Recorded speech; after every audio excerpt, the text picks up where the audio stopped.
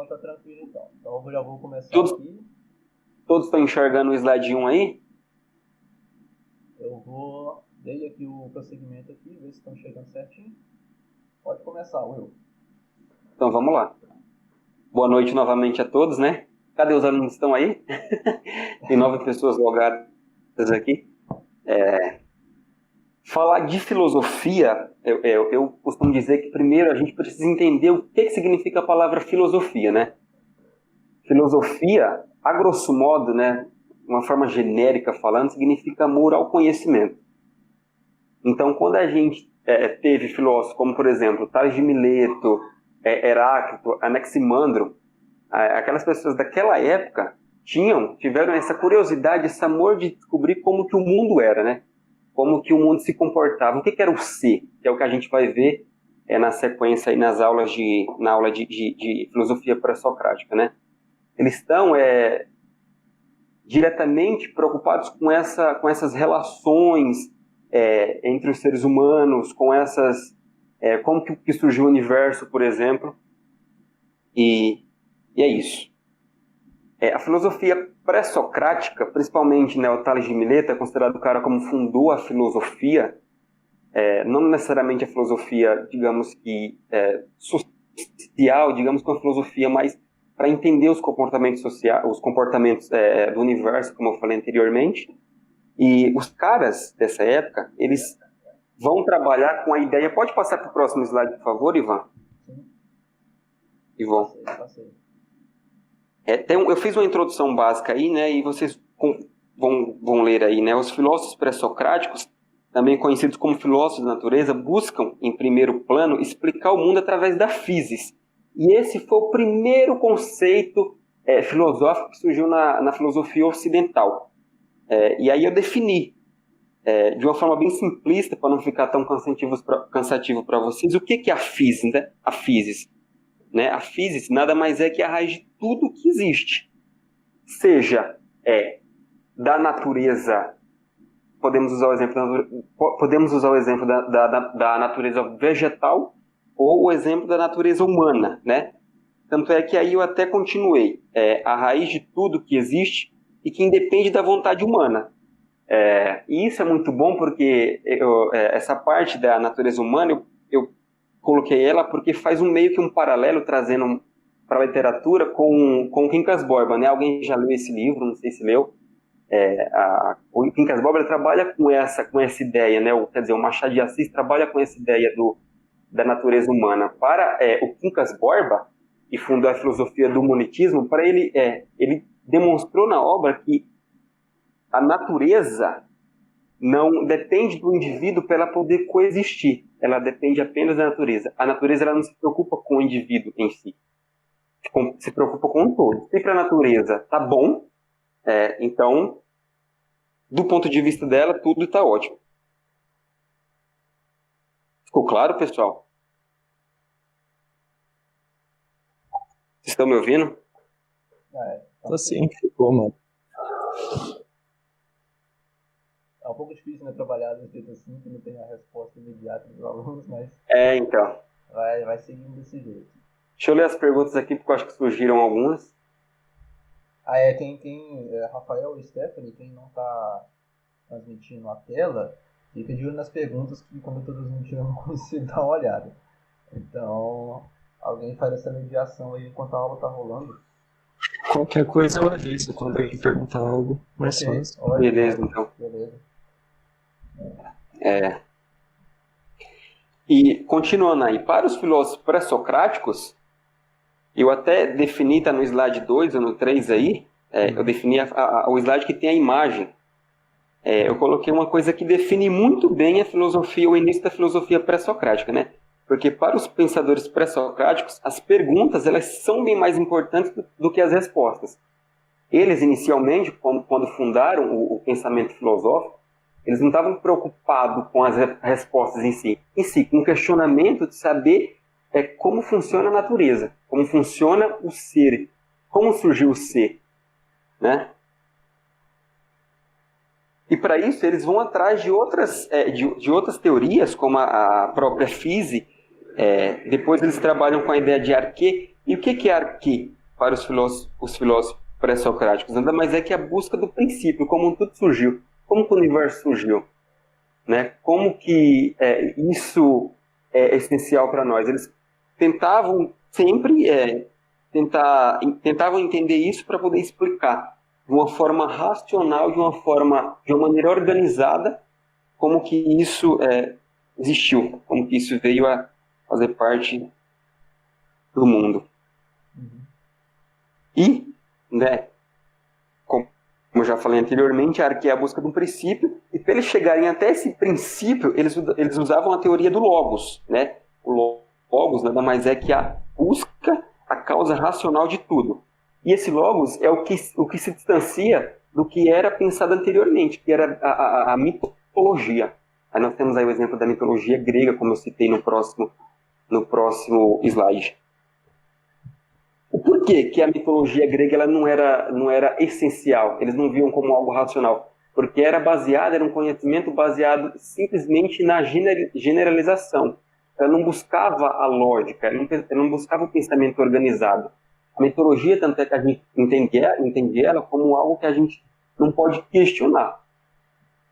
Como o Deus, que a gente vai ver isso também mais na frente, na filosofia escolástica.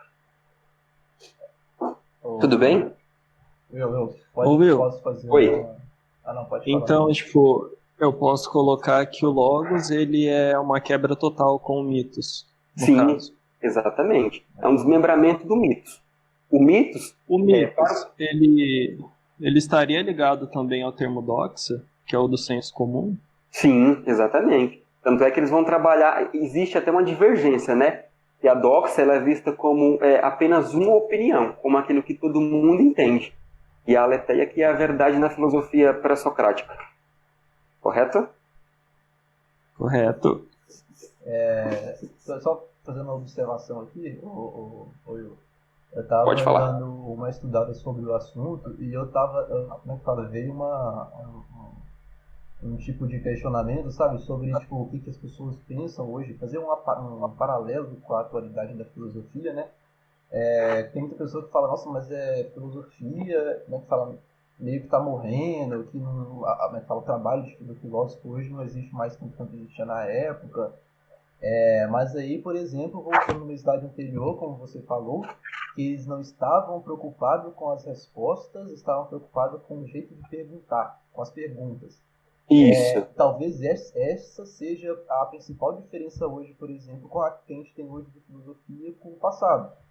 Sim. Enquanto que na época estavam muito preocupados com pergunta, com como fazer esses questionamentos da vida, hoje nós estamos mais preocupados, por exemplo, em descobrir, por exemplo, qual que é os motivos da violência doméstica, qual que é o motivo da violência social, tentando entender a internet, tentando entender como é que funciona essa sociedade moderna. Então são outros olhares que a filosofia tem, se comparado com aquele período. Mas eu queria só trazer essa observação. Esse paralelo. Essa observação da diferença do passado com o de hoje. Sim. Tá certo o que eu falei? Tá certo, porque quando a gente fala de filosofia pré-socrática, a gente precisa entender que é o surgimento da filosofia, né? Está formando um embrião do conhecimento, um embrião do conhecimento racional. Então, diferentemente do empirismo, em que os caras faziam perguntas e as respostas elas também importavam na mesma proporcionalidade que as perguntas, né? E isso é uma filosofia mais contemporânea. Aqui não. Eles estão tentando saber a existência do ser, né? E uma questão interessante também nessa época é que eles passam a ter uma ideia de finitude, né? Eles percebem que eles chegam à época da vida deles em que para eles acabou, tipo, eu acabei, eu vou morrer, sabe, com 30, 40 anos. Então isso começa a ser uma cogitação do pensamento. Poxa, então se eu nasço em certo momento da história e eu vou morrer em certo período da história, eu preciso questionar. Como que surgiu tudo isso? Como que essas mudanças, né, esses comportamentos, eles são importantes do ponto de vista do pensamento racional? Sim. É a dúvida, né? O questionamento. É por isso que a filosofia surgiu. Ela surgiu através de um questionamento. da insatisfação com a mitologia, com aquilo que não era racional. Sim, sim. Sobre a Arque, foi só Tales de Mileto e seus discípulos que acreditavam nela, ou foi algo tipo geral para todos os filósofos?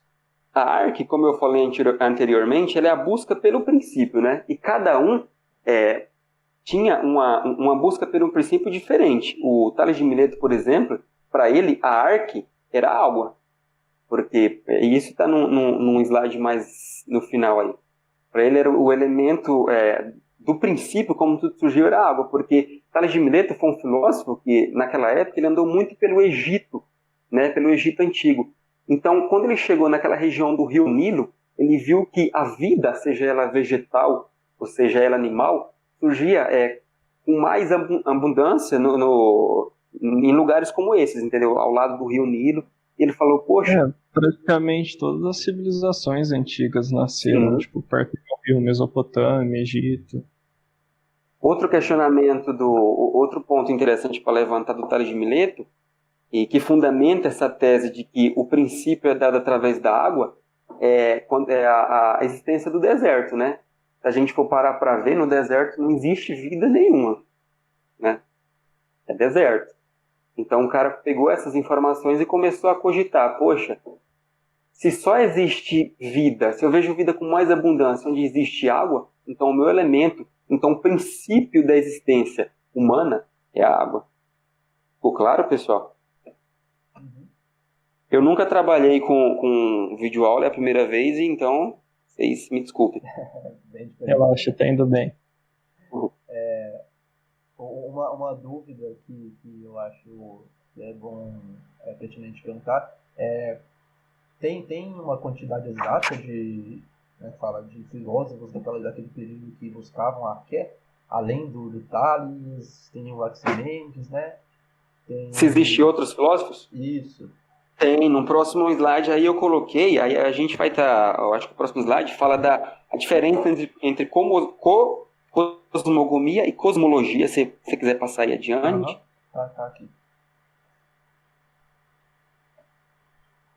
Então, só para dar uma revisada, a Arque, como o Vinícius colocou aí, é a busca pelo princípio, né, pelo princípio da vida, princípio da existência humana, do universo, e eles usavam essa busca pelo princípio através do Logos.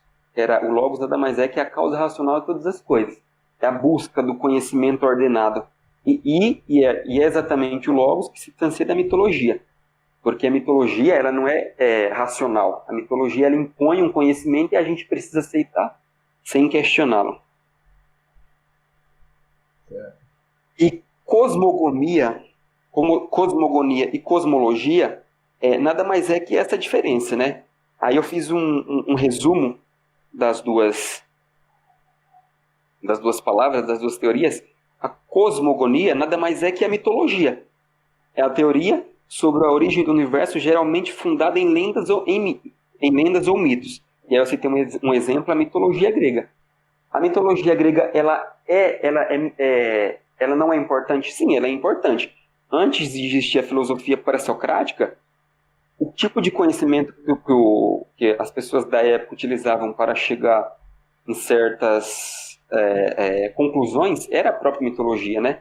Aí nós temos quem já leu mitologia aqui vai saber que tem os titãs, como as pessoas que fundaram, né, o universo, o Cronos.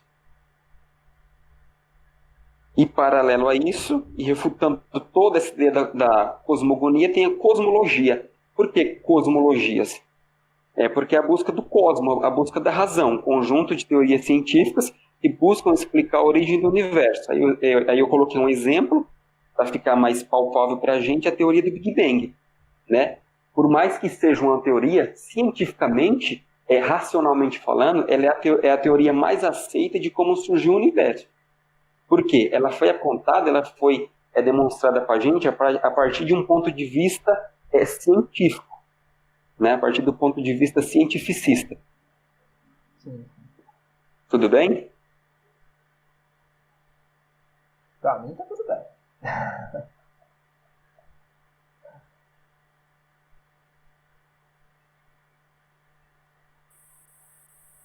lá. Aí já passou para a aí? Oi? Como é que é? Já está no próximo? Ah, próximo negócio, certo. Ontologia? Isso. Certinho.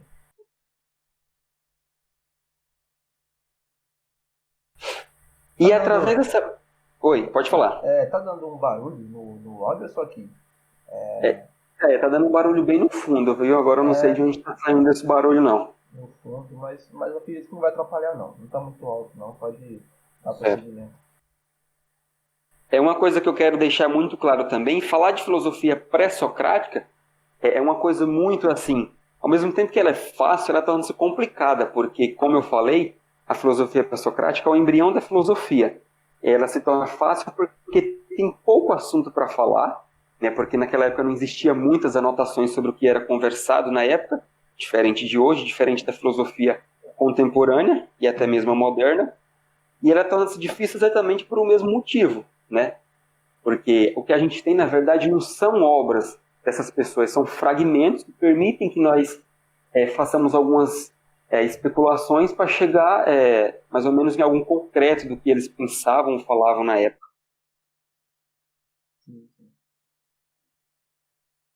Aí, essa busca racional, essa busca pela explicação, chega numa parte muito importante, eu considero como uma das partes mais difíceis de entender, que é a explicação do ser, né? Aí Parmênides escreve uma frase, inclusive, muito famosa na época, e ele falou o seguinte: o ser é, e o não ser não é. E quando Parmênides fala isso, ele estabelece, portanto, a noção de unidade e imutabilidade. Se o ser é, a gente tem a noção de que ele é imutável. Ele é em sua essência. E se o ser não é, ele é imutável. E para a filosofia pré-socrática, a verdade ela está chegada através da unidade, entendeu? E não da imutabilidade. A imutabilidade, ela é como que fala essa palavra, pessoal? Me ajuda aí. Generalizada, você vai dizer? Isso, isso. É generalizada. Isso, exatamente. Ela é generalizada, exatamente. Sim. Por quê? Porque para chegar na verdade precisa ser. Voltando na frase, o ser é, o não ser não é. Uhum. Então tudo aquilo que não é uma unidade, que não era o ser de fato, não é a verdade.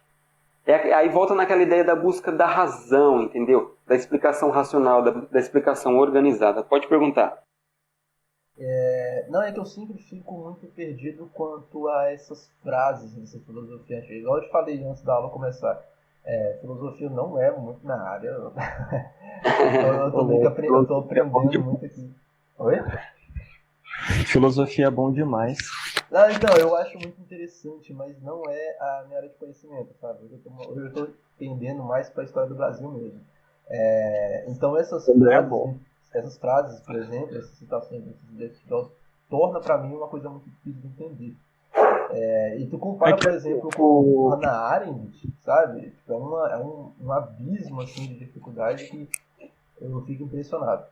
Mas é só uma observação, pode continuar. Porque assim, o Parmênides, na verdade, ele dá...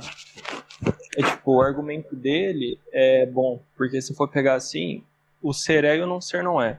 Porque se algo se transforma demais, na hora que ele é o que ele precisa ser, ele já é outra coisa, porque ele já mudou. E Exatamente. se ele mudou o que ele era para ser, ele não é mais. Isso é Tudo aquela... flui, né? Exatamente. Aí volta naquela questão da mutabilidade, né? Uhum.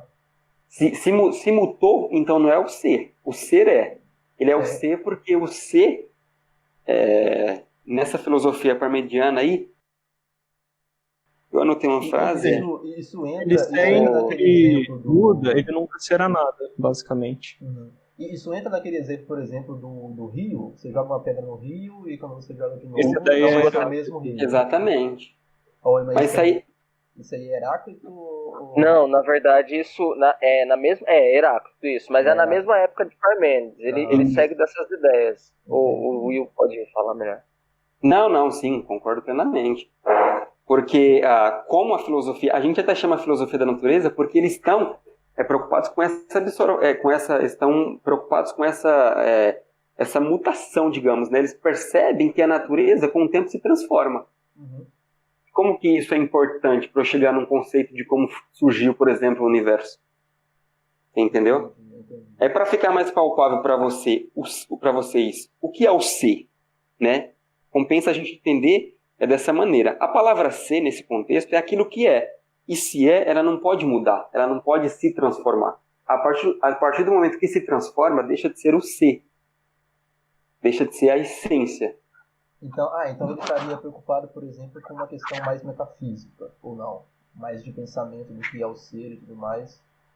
Sim, podemos colocar. Só que nesse tempo eles não tinham essa noção de metafísica, né? A metafísica ela vai ser mais aprofundada em Aristóteles, né? Eles trabalham aqueles conceitos com mais abrangência. Mas, obviamente, né, como os pré-socráticos foram os que fundaram a filosofia, Aristóteles, sem dúvida, vai buscar conhecimento através daquilo que já foi anteriormente consultado, já foi anteriormente estudado por eu pessoas. já ouvi falar isso mesmo. E eles buscaram dos passados ali, né?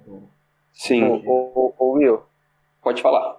se você me permite uma observação, eu também gosto muito, eu vejo que o Vinícius gosta bastante Vinícius, né, de filosofia. Isso. Bom, Isso. também dessa parte em si, eu acho bem interessante, é legal dessa forma como vocês estão abordando, e principalmente Heráclito, cara, ele fala muito pro dia de hoje, e no sentido de que ele busca um olhar, ele fala assim, você não pode entrar duas vezes no rio, a segunda vez que você entrar no rio, tanto o rio quanto você já estão mudados. Então ele fala muito da questão dos sentidos, né? E isso, lá pra frente, quem continuar estudando filosofia vai entender depois o racionalismo, vai entender depois a outra vertente, que é o empirismo, através das experiências. Então eu acho bem legal abordar essa questão. É que assim, pra mim, Pode Heráclito, ele é meio que um Bauman antes de Cristo, tá ligado? Basicamente. A filosofia da natureza, as principais diferenças dela para o empirismo e para o racionalismo é a questão das respostas, né? Aqui os caras não estão preocupados com a ideia de saber se é de fato dessa forma, eles não estão querendo comprovar, eles estão inicialmente querendo entender, porque até então eles não têm nada, né, de informação sobre isso, sobre esses comportamentos. Tanto é que se a gente pegar, por exemplo, quando eu, por exemplo, falo que eu acredito na teoria do Big Bang, que foi assim que surgiu o universo, eu estou com o mesmo pensamento dos caras, eu estou lá nos filósofos da natureza, nos filósofos pré-socráticos, porque eles pensavam dessa forma. E aí? E só para a gente ter uma curiosidade em relação a isso, né? Mesmo depois de tanto tempo passado, a gente não tem, de fato, um conceito que demonstre como que surgiu o universo. A gente trabalha com teorias, para ver como, mesmo sendo um assunto tão antigo, ele já pensava nessa complexidade de demonstrar tais fatos. Entendi. Entendeu? Uhum. Alguma pergunta? Pode falar. Eu acho legal falar isso porque o que acontece? Esses elementos são fundamentais exatamente para a gente poder entender também a ciência. Porque às vezes, por exemplo, hoje na atualidade, tem algumas pessoas que acham que tem certos grupos que levam a ciência como fé. Isso eu, Ivan e a Stephanie, a gente se depara muito com essas discussões, entendeu? Só que na verdade, você não leva a ciência como fé, entendeu? Mas o fato de que, cara, eu acho tão legal você estudar os 4 elementos dos pré-socráticos, porque assim, Sim. Tem até um livro que eu gosto muito, que é o Mundo de Sofia. Quando você vai lendo, por exemplo, cada filósofo vai falando uma coisa, você acredita naquilo e já desconsidera o do anterior. Porque uma informação pressupõe a outra, ou no caso, supera a outra. E a filosofia faz isso muito bem, entendeu? Uhum. E a ciência é assim, uma ideia que seja muito bem consolidada, até que se desminta ela, né, Ivon?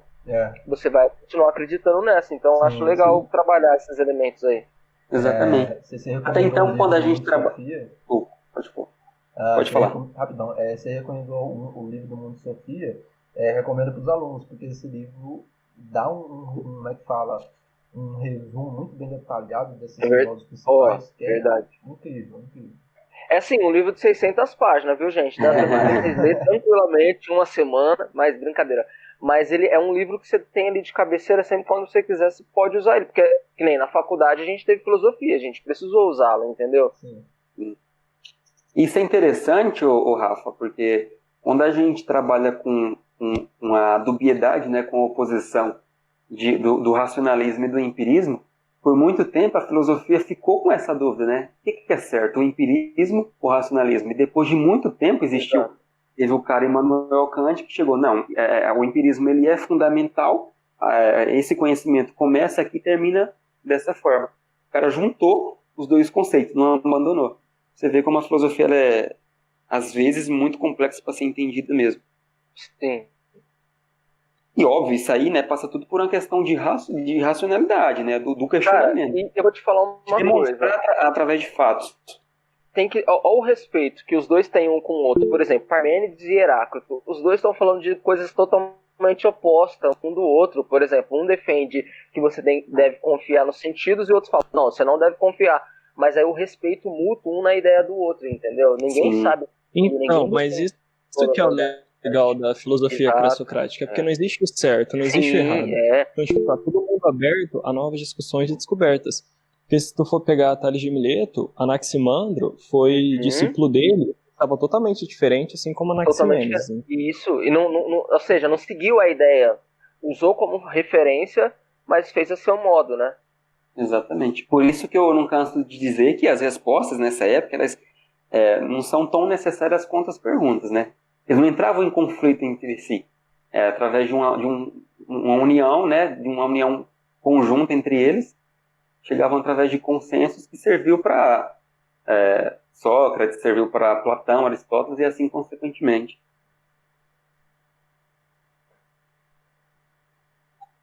Certinho? Certo? Próximo slide ou não? Próximo slide. Certo. Tá aqui. Aí eu citei, né, os principais filósofos da natureza e suas respectivas teorias. Assim, o Demócrito... Parmênides, Tava lembrando do isso, Demócrito. Parmênides também entra nessa lista, né? Mas como eu citei ele no slide anterior, ele trabalha, né, que para Parmênides a arque é o princípio de todas as coisas, a busca pelo princípio era através da unidade e imutabilidade. Eu não citei ele aqui porque já está bem resumido no slide anterior. Uhum. Aí aqui para Tales de Mileto, que foi o cara que fundou essa filosofia natural, segundo ele, a arque, que era a busca pelo princípio, era através da água, como eu citei também anteriormente, né, através daquelas viagens que ele fez pelo Egito Antigo, ao ver o rio Nilo, ao perceber que no deserto não tinha vida. Seguindo essa linha de raciocínio, temos também o Pitágoras, e para Pitágoras a arque é totalmente diferente da Tales de Mileto, né? Para Pitágoras era só possível chegar na busca pelo princípio através da causa racional, pensando na ideia de infinito e ilimitado. Por que ilimitado e infinito? Porque Pitágoras, ele é muito bem estudado na matemática, e foi ele um dos caras que desenvolveram os números, né? Uhum. Então, quando ele percebeu que os números deles são infinitos, ele falou, poxa, a busca pelo princípio, eu vou chegar através disso. Então, a arque para ele era isso. Era a infinitude e o ilimitado. Pode falar, Vinícius. O legal de Pitágoras como ele fala do ilimitado, da infinitude, ele não tem a noção de zero, que é o que a gente tem hoje em dia. Exatamente. Muito bem pontuado. A gente vai ter isso só depois da... Vai tempo aí, hein? Surgiu zero. Acho que é moderna, né? Só na moderna que eles vão fazer um negócio desse. É quase chegando na moderna. Seguindo essa linha de raciocínio, outro filósofo importante era o Heráclito. E o Heráclito, diferente de Parmênides, falava que a arque para ele era a ideia da mutabilidade. Porque ele percebeu que as transformações elas ocorreram com mais frequência do que as não transformações. Então, se algo se transforma para mim com uma frequência maior, né, se as coisas se transformam com muita frequência, por que não dizer que é através disso. E Heráclito é o cara pai daquilo que a gente conhece como dialética. Por que dialética? Porque Heráclito, através da imutabilidade que foi dita por Parmênides, ele colocou o oposto, que é a mutabilidade. E quando a gente fala em dialética, a gente usa muito esse direito, que é a oposição de argumentos para chegar num consenso comum, né? Dialética, o Rafael, se quiser falar um pouco também dessa palavra, é isso. E cai muito bastante. Então, da dialética, é bom você falar isso mesmo. Porque isso daí, cara, dá muita discussão. Muita. Dá muita discussão porque isso vai cair lá em Marx, pra você ter uma noção. Uhum. Lá na dialética materialista, correto? Tô falando certo? Certo. E, bom, pode continuar aí, desculpa te atrapalhar. Não, pode falar. Pode ficar à vontade. Não, é isso, eu acho que por isso que o Ivan tinha comentado falando assim que, por exemplo, há momentos de se pensar, e alguns chegam a comentar, de que a filosofia ela não é mais tão viva. Mas vocês já pararam para pensar, até hoje a gente está falando de filosofia, quanto tempo já se passou? Então. Né? Mais de 2000 anos e a gente está falando de filosofia. Então, igual o Ivan colocou também, as formas de se pensar sobre a nossa existência ou o porquê disso provém da filosofia. Até porque a filosofia é uma das únicas matérias que está presente em uma gama assim de área. Em direito, história, sociologia, geografia, até medicina. Porque a ocidentalidade começou muito por conta dos gregos. Então eles têm uma função muito importante. Sim, exatamente. Tanto é que a gente... Sim, a filosofia, ela é meio que tipo uma mãe das outras matérias, da astronomia também, da própria física. Isso. É claro que também com isso, né, claro que a gente tem uma história muito voltada só para o Ocidente. Até porque também não dá para abarcar tudo também, né? Mas vamos pensar aqui, calma, vamos devagar, né? A dialética é aquela questão tipo da tese, antitese, síntese, ou isso já tem a ver com uma coisa mais... Síntese, né? Tese, antitese... E síntese, não, né? Não. É antítese, síntese, para poder chegar na tese, né? Não. É tese, síntese e... Não, tipo, você faz a tese... exatamente. Antitese... E aí junta os dois e a vira uma síntese nova. E aí essa Isso, síntese acaba virando uma tese nova. Mas isso tem relação com a dialética, que é o que o Will levantou a questão. Até que a gente trabalha bastante. Isso eu quero saber, se isso aqui já entra essa questão da dialética, ou isso é uma coisa que vai ser trabalhada lá na frente na filosofia moderna, na sociologia também, com Marx, né? Ou aqui já tem, por exemplo, meio que um arqué, né? É um arqué da dialética, é um início ali do pensamento dialético que a gente tem no Marx. Tem como fazer essa ligação ou eu estou viajando muito aqui? Eu não faria tem um pouco de sentido. Eu não faria uma ligação não, porque aqui a gente não pode esquecer que aqui é um embrião da filosofia.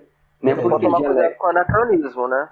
Exatamente. Por que dialética? Porque aqui é a questão da oposição, né? É a mutabilidade contra a imutabilidade de Parmênides. A mutabilidade de Heráclito contra a imutabilidade de Parmênides. São duas teorias, são duas ideias de como surgir o universo, e os dois debatem entre si para poder comprovar de maneira racional, de maneira lógica, como que isso aconteceu, qual que é a forma mais certa. Oi, pode falar. Platão, ele sofreu, não sofreu, ele segue um pouco o que Parmênides diz, não é? Sim. Platão, sem dúvidas. Uma coisa que, gente, só dando prosseguimento aqui, a gente começou a aula por volta de 7h50 e tá dando uns 40 minutos já. E sô para dar um alerta mesmo do tempo, tá? Só pra gente... beleza, então vamos continuar, porque tem umas questões aqui que a gente vai resolver para ficar mais palpável o assunto. Will, só uma coisa. Eu acho que é porque o Vinícius estava falando, deve ser por causa dessa relação de Parmênides com Platão, porque Platão fala muito, posso estar equivocado, vocês me corrijam, as ideias não são imutáveis. É isso, Vinícius? Por isso você está falando? Sim. Ah, sim. Então tem relação. É que, na verdade, ele fala que a gente sempre permanece a essência, no caso. A Sim. nossa essência, ela nunca muda, ela vai ser sempre a mesma. Sim, porque foi bom ter falado isso, porque Platão, a todo tempo, ele diverge de Aristóteles nessas teorias, né? Platão sempre que aquela ideia... Exatamente, Vina, agora que você falou, eu puxei uma linha de raciocínio aqui que tem muito sentido, né? Platão, ele falava rotineiramente que para você chegar na verdade, você precisa estabelecer o mundo das ideias, né? Aristóteles, por sua vez, precisa buscar o mundo dos sentidos. Então, isso nada mais é que uma dialética, é uma oposição entre argumentos, entre conhecimentos diferentes, para poder chegar numa tese mais concreta. Uhum. E fica aquela dúvida, quem que está certo? Quem que está correto, né? Quem que é o correto? A gente parte hoje na ciência contemporânea da ideia de que a gente nunca chegaria a uma verdade absoluta, né? Mas que nós estaríamos construindo constantemente novas verdades Exatamente. temporárias. Mas, ó, isso daí é até bom o Ivon ter falado, porque lá na frente, desculpa, vou falar rápido, porque a gente tá irritando muito o Will, porque nós tá atrapalhando. Não, gente, é bom vocês falarem também. Porque seguinte, conforme vocês vão falando, eu vou as meninas estão aí ainda, as meninas estão quietinhas, né? Gente, se tiver dúvida, as meninas vão falando aí também, viu? O que acontece? Esse negócio dessa ideia é muito importante de... você falou, quem tá certo e quem tá errado. Porque por muito tempo, até com propriedade, a gente, por ser da área da história, se pensou numa história teleológica. A gente sempre achou que a gente estava rumo a um progresso. Aí só foi através da Primeira e da Segunda Guerra que tudo isso depois voltou à tona novamente. De falar assim, peraí, então, igual o Ivon falou, não existe uma verdade absoluta. Até então a gente achava que a construção da verdade ela ia ser encaminhada até o final da gente saber, falar, pronto. Aí veio Kant para inovar nisso, veio outros autores, outros filósofos, enfim. É isso. É isso. Tanto é que isso ainda é uma pergunta muito, muito intensa da filosofia, né? O que é a verdade? Né? Quem consegue explicar a verdade? Não há, do ponto de vista filosófico. Na verdade, ela entraria nas leis da natureza, que 1 mais 1 é igual a 2. Tipo, essa seria a verdade. Sim, que é a verdade racional, né? Por isso que eles se destacaram pela racionalidade. Sim. Aí só finalizando aí outro filósofo, e esse aqui é de muita importância, cara, vira e mexe ele costuma cair bastante no Enem, no Nesp, que é o tal do Demócrito, né? E para o Demócrito, por que ele é importante? Porque a teoria, que é a teoria do Big Bang, é exatamente a arquê do Demócrito, né? Para ele, para você chegar na origem do universo, de como surgiu o universo, ele vai falar que é através dos átomos e do vazio. Aí a gente tem a ideia de materialismo com Demócrito, né? E o exemplo disso, como eu citei anteriormente, é a teoria do Big Bang, né? Quando a gente fala em átomos e vazio, consequentemente a gente está falando de materialismo e, consequentemente, falando da teoria do Big Bang, que é a teoria mais aceita de como surgiu o universo. Teoria atômica, né? Exatamente, teoria atômica. Alguma pergunta?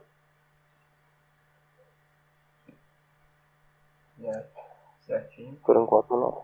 Acho que eu tô igual aluno aqui. Agora são as questões, Will? Agora vamos pular para as questões. Você vai querer trabalhar a questão hoje, né?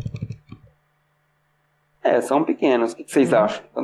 Acho que demorou bastante. As questões são bem, bem simplistas. Por mim pode pegar. Por mim pode ir.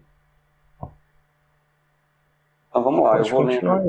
Eu vou lendo aqui. Vocês vão me acompanhando. Tá na questão? Tô na Unesp 2020. É essa? Isso, exatamente. Essa questão é uma questão muito boa, cara. Nossa, na hora que eu li essa questão aqui, eu falei, caramba. Aí ela começa da seguinte forma. Em 4 de julho de 2012, foi detectada uma nova partícula, que pode ser o bóson de Higgs, dependendo da região que você está, de Higgs. Trata-se de uma partícula elementar proposta pelo físico teórico Peter Higgs, que validaria a teoria de modelo padrão, segundo a qual o bóson de Higgs seria a partícula elementar responsável pela origem da massa de todas as outras partículas elementares. Aí a questão, né? Vamos lá no enfoque da questão agora. Aham. O que se descreve no texto, você já pulou para o próximo slide? Sim, tá aqui. O que se descreve no texto possui relação com o conceito de arquê, ou arque, também dependendo da região que você está, desenvolvido pelos primeiros pensadores pré-socráticos da Jônia. A arque diz respeito, alternativa A retórica utilizada pelos sofistas para convencimento dos cidadãos na polis. Alternativa B. Eu vou já descartando porque eu não tenho que voltar. Aí pegou que não é A. A gente já vê que não é A, né? Porque os sofistas eles vão aparecer após ou concomitante ali com Sócrates. Então a gente, como não falou de sofistas, consequentemente não é essa razão. Alternativa B. A. Há uma explicação da origem dos cosmos fundamentada em pressupostos mitológicos. Alternativa C. A investigação sobre a constituição do cosmos por meio de um princípio fundamental da natureza. Faz muito sentido, né? Sim. Porque o que é o cosmos? É a busca pelo pensamento organizado, né? A busca pelo pensamento organizado através do uso da razão. Uhum. Por meio de um princípio fundamental da natureza. O que os filósofos pré-socráticos faziam? Eles trabalhavam com a ideia da observação, a ideia da pergunta, como que surgiu, como que os elementos naturais se comportam para mim. Então seria C, né? Então seria C. Aí a D aqui é o desenvolvimento da lógica formal como habilidade do raciocínio. Não. Nada a ver, nem com texto, nem com enunciado. Eu teria colocado a D. A D? Aham.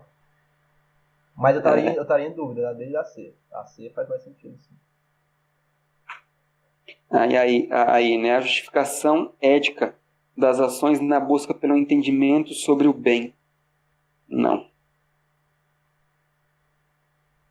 Então, a alternativa que fica aí pra gente é a C.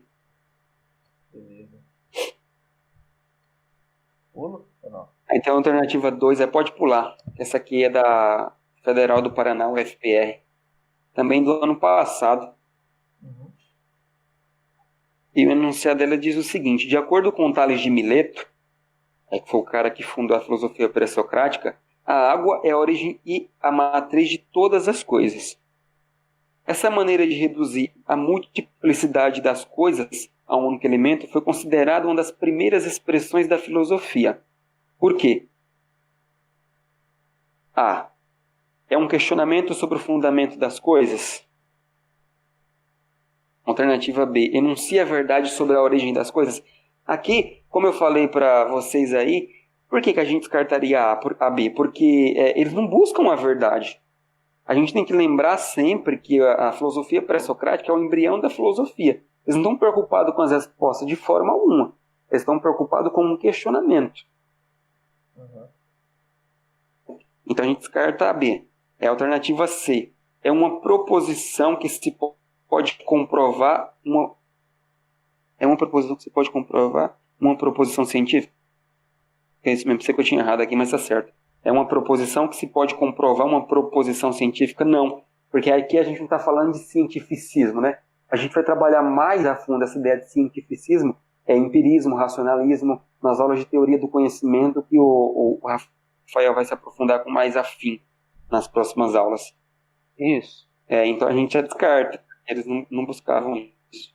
E a alternativa D é um mito de origem. Muito pelo contrário, a filosofia pré-socrática ela tentou ao máximo se distanciar do conhecimento mitológico. Então, fica para a gente aí a alternativa A como a alternativa correta, né? É um questionamento sobre o fundamento das coisas. Uhum. Muito bom que Certo? Você trouxe as questões mais atualizadas também, desse ano ainda. Acho que com as questões fica mais fácil para a gente entender, né? O conteúdo. Bem que você falou, Ivan, aí eu optei por colocá-las. Certo, pessoal? Alguma pergunta? Sugestão, elogio, reclamação? Vamos lá, gente. Agora é o momento das perguntas. Não, já atrapalhei bastante a aula já do livro.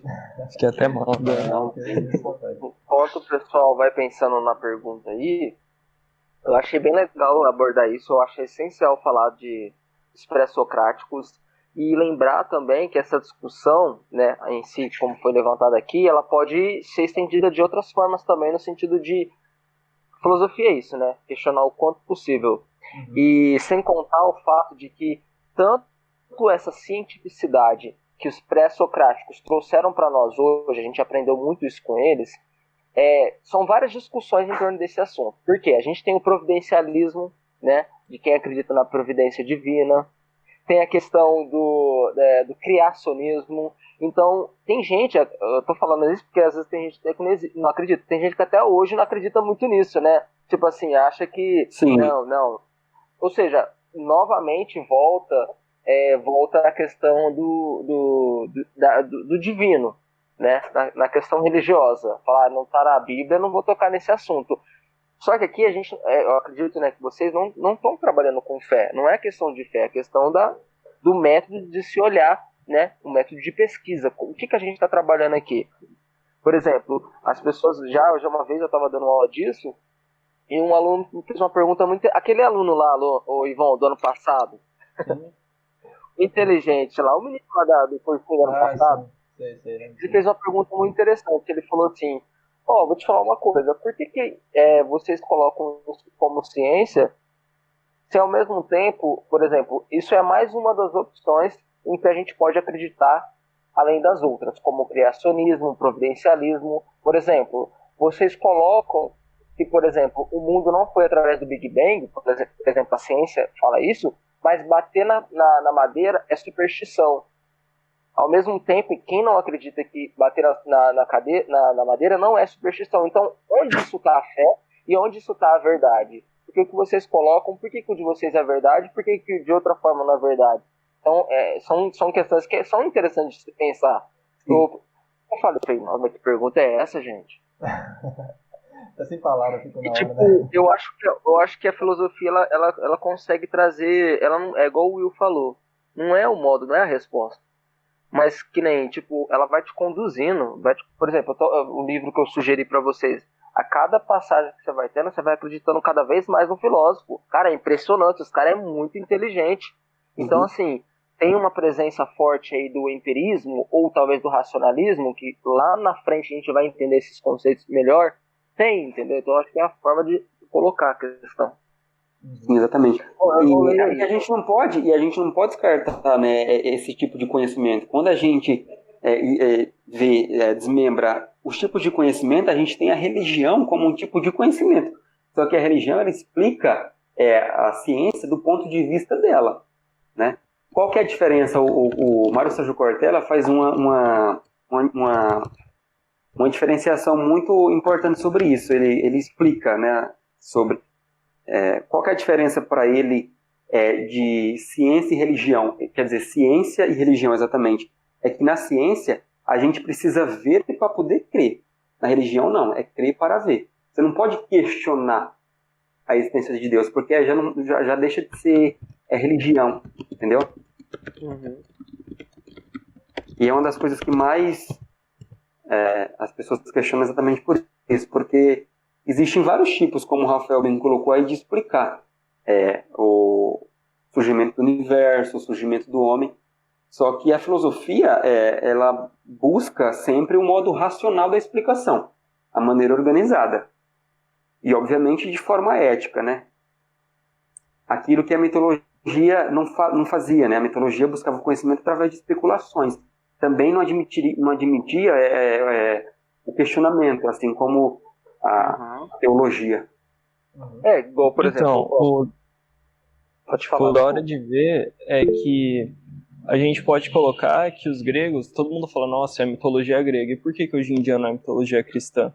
Porque os mesmos estão baseados na doxa, querendo ou não. Tipo, no dogmatismo. Exatamente. É a opinião, né? Que é o senso comum. Isso. Vai falar, até onde eu já precisei sobre isso, é que a gente tem a diferenciação de mito com crença, né? E aí o mito a gente leva àquele tipo de crença que já foi, sabe? Que já foi para trás. Então, por exemplo, pode acontecer tipo, no futuro o que a gente chama de religião hoje se tornar mais um dos mitos que acontece. E lá na frente teria um novo tipo de religião. Então tem essa E assim, diferenciação eu de palavras. curti muito o que você falou de mito agora, que eu queria fazer essa ressalva antes. Aham. Porque se a gente for pegar a definição de mito, ele é um discurso que tem com base, tipo, a feitiçaria, a magia, algo sobrenatural. Uhum. E o mito, ele também pode ser um sinônimo de mentira. Uhum. Uhum. Então a gente pode colocar, e você falou que daqui a um tempo, a religião cristã, que é o que muita gente acredita hoje, ela também vai ser considerada uma mentira daqui a um tempo. Sim, Eu achei legal isso que você falou. Dá até pra linkar isso daí, Vinícius, como você falou, por exemplo, as epopeias que existiam no passado, as narrativas, por exemplo, Troia. Eu quero dizer o seguinte: o mito, ele é mais uma das narrativas que, igual o Ivan falou e você, pode ser que lá na frente se olha e fala, caraca, isso daí também foi um instrumento de narrativa. Sim, sim. A gente não teve poema no passado, na construção da formação da ciência, enquanto até da história mesmo, enquanto metodologia, a gente usou de alguns pretextos para usar a ciência hoje. O mito, ele serviu em algum momento. Eu posso E assim, aproveitar. Exatamente. Sim, Pode falar. estudando a questão da história, se você for pegar quando o cristianismo, né, o catolicismo, se tornou a religião oficial do Império Romano, foi quando ela já estava no seu declínio já. Então os caras estavam insatisfeitos com os deuses de antigamente, e tipo, agora falou assim, velho, esses caras não estão ajudando a gente, e surgiu, tipo, Jesus. Todo mundo começou a falar dele, e foi aí que, tipo, surgiu o que a gente conhece hoje como cristianismo. Teve uma influência muito forte do imperador cristão de Roma, e a força que a igreja teve, né, ao longo da sua história exatamente foi por conta disso. Porque a Roma, ela já era uma potência, né, mundial. Então ela imprimia essas marcas. Quem que era o imperador da época? Era Júlio César? Cara, não era Júlio César, não. Mas tem um nome, acho que o Ivona não vai lembrar, mas é um imperador aí famosinho. Peraí, deixa eu pegar o nome aqui. Não é o Caliguia? É o Calígula, Não, né? tem o Calígula, o que você tava O Calígula é safado, no México. o Calígula não. Ele é o cara que gosta de queimar pessoa, né? Esqueci. Então, gente, pode terminar aí, né, a discussão. A gente só avisando aqui que a gente tá chegando às 1 hora de aula. Nossa, 1 hora, muita coisa. 1 hora, a gente pensou que o negócio ia ser mais de 30 minutos. Tava até pensando, nossa, a gente vai conseguir fazer um treino legal e tal. E eu gostei que deu até um debate aqui, né, interessante, rápido aqui. Gostei pra caramba do desenvolvimento. Ficou ótimo, conseguimos fazer o negócio render muito. E acredito que... Pelo amor de Deus, pra mim ficou péssimo aqui. E acredito que os alunos, disseram que não tinha dúvidas, espero que a gente tenha conseguido passar melhor, né, dessa maneira, mais direto com vocês, no online. Espero que tenha resultados. A gente quer isso, a gente quer resultado para vocês. A ideia é passar no vestibular, né? Exatamente.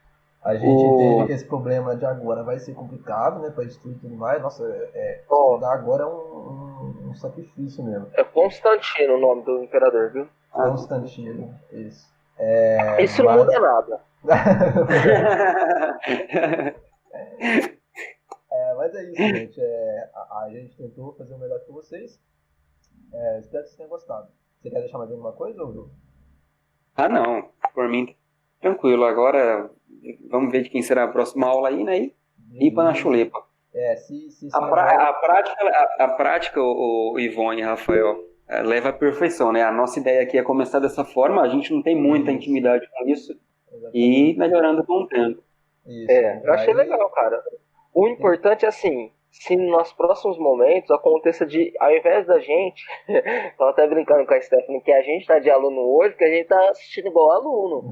É interessante que os alunos participem mais, entendeu? De fazer igual o Vinícius tá falando. Cara, não tenha medo de falar asneira. Eu tenho medo, às vezes vou falar bobeira. Não tem problema.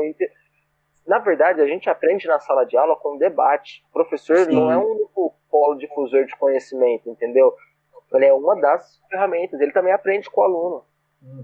Tem muitas coisas aqui que eu tenho certeza que eu não sei, e as alunas sabem, vocês sabem, eu sei, vocês não sabem. E é assim que se constrói conhecimento, né? É através da conversa, do diálogo. Essa parte da conversa eu acho que é importantíssima pra gente tentar construir um negócio.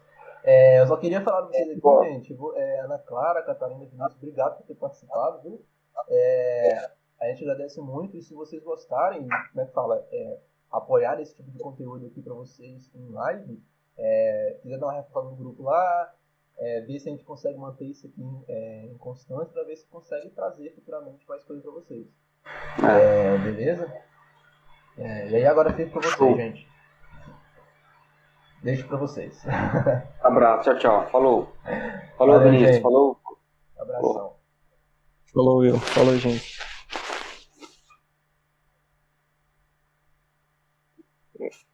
Ninguém quer sair, né? Tô vendo aqui.